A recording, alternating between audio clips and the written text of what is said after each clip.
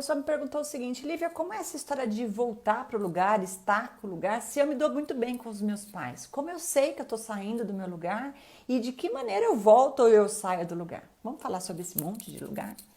Primeiro é o seguinte, a gente percebe que a gente está fora do lugar quando tudo começa a ficar muito pesado. A vida não é para ser densa, é para ser fluida. Se está pesado é um sintoma. Primeiro ponto.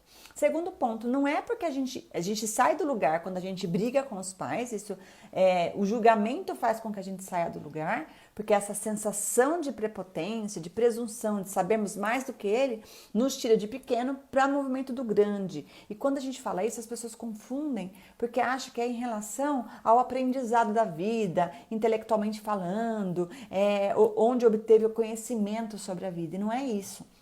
É sobre viver a vida mesmo. Os pais chegaram antes e por isso eles detêm mais conhecimento sobre os traquejos de sobrevivência, sobre estar vivo e conviver com as pessoas. Isso é um traquejo. Quanto mais tempo a gente tem, mais a gente conhece sobre a vida. Então isso os pais têm mais. Não tem a ver com conhecimento, letramento, faculdades e cursos que a gente faça, tá? Então quando eu julgo o meu pai, ele devia ter feito assim, ele não poderia agir dessa forma, eu estou presumindo que eu saiba mais que ele. Isso é sair do lugar, essa sensação de prepotência. Outro ponto é ficar com dó. Ai, coitado do meu pai, minha mãe não tem condição, não consegue lidar com a vida. Ai, o que eu posso fazer? Então eu me coloco numa posição de importância, como se eu tivesse condições de resolver o problema deles.